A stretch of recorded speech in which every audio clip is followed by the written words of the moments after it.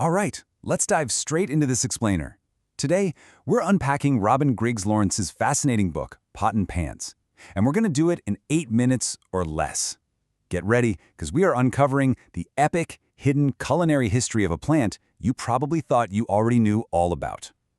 We are completely recontextualizing cannabis today. Seriously, we're taking it from this highly stigmatized modern drug and pulling it all the way back to its ancient roots as a foundational human food source. I mean, if you agree with legendary scientists like Carl Sagan, the human drive to cultivate this specific plant might literally have sparked the invention of agriculture itself. Crazy, right? Lawrence's brilliant book traces what I like to call the ultimate hero's journey of the cannabis plant. We're going to track its initial rise as an ancient superfood, follow its really dramatic fall into strict global prohibition, and then finally witness its modern-day resurrection in the world of high-end fine dining. Since we're moving fast today, here's our quick roadmap. 1. Ancient origins and nutrition. 2. Gods, healers, and hashish. 3. The era of prohibition. 4. Rise of the pot brownie. And 5. Modern culinary renaissance. Okay, starting with Section 1, Ancient Origins and Nutrition, the prehistoric superfood. So long before anyone was rolling joints, our Stone Age ancestors transitioning into early farmers were already foraging cannabis for its strong fibers. But imagine being an early human checking out these pungent green flowers. You'd inevitably get this sticky, thick resin all over your hands. And well, when they licked that THC-rich resin off their fingers, they completely accidentally discovered the plant's mind-altering effects. But honestly, it was way more than just an accidental trip. Eating raw cannabis seeds gave early humans a perfectly balanced nutritional powerhouse. We're talking highly digestible edicin protein, the absolute ideal 1:3 ratio of omega-3 to omega-6 fatty acids, and it's even a really rare natural source of gamma-linolenic acid, which is amazing for controlling inflammation. It was absolutely crucial for their survival.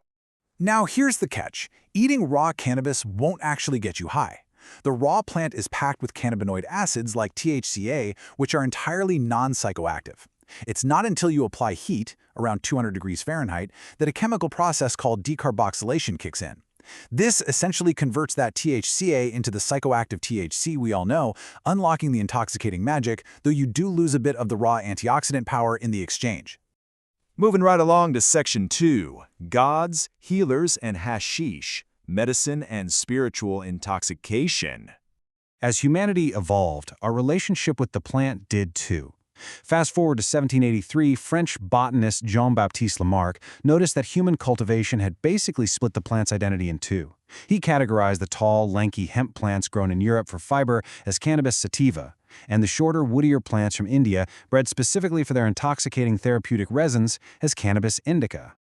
Which brings us to Section 3, the era of prohibition, demonizing an ancient food.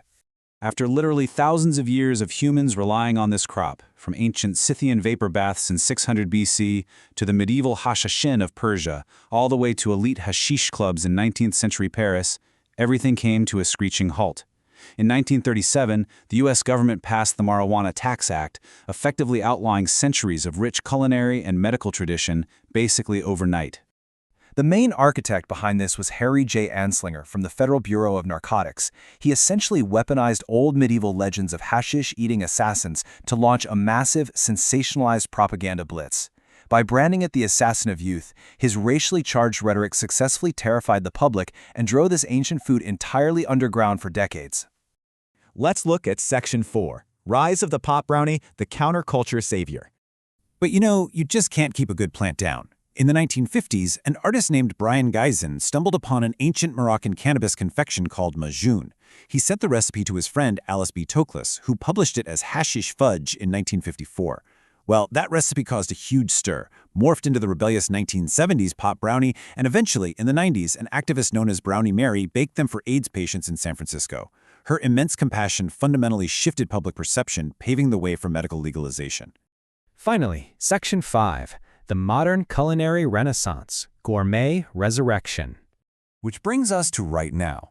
With recent legalization sweeping across the globe, we are officially out of the crumbly Ziploc baggy brownie era. Chefs like Chris Saye, the herbal chef, are using molecular gastronomy and tasteless water-soluble powders for incredibly precise dosing, creating multi-course fine dining experiences that easily rival Michelin-starred restaurants. Modern food scientists have moved way beyond just trying to get diners heavily stoned. They're using super advanced extracts to perfectly balance psychoactive THC with the calming effects of CBD and the rich flavors of terpenes. It's a completely nuanced, holistic eating experience, tailored right to the diner's desired mood. So, as this prehistoric survival food reclaims its rightful place in the global kitchen, it really makes you wonder, will cannabis soon be a standard pantry ingredient, sitting right there next to the salt and pepper? It has been a wild ride, from caveman sustenance to forbidden drug to gourmet delicacy. If you enjoyed this, subscribe to In 8 Minutes and never miss what matters.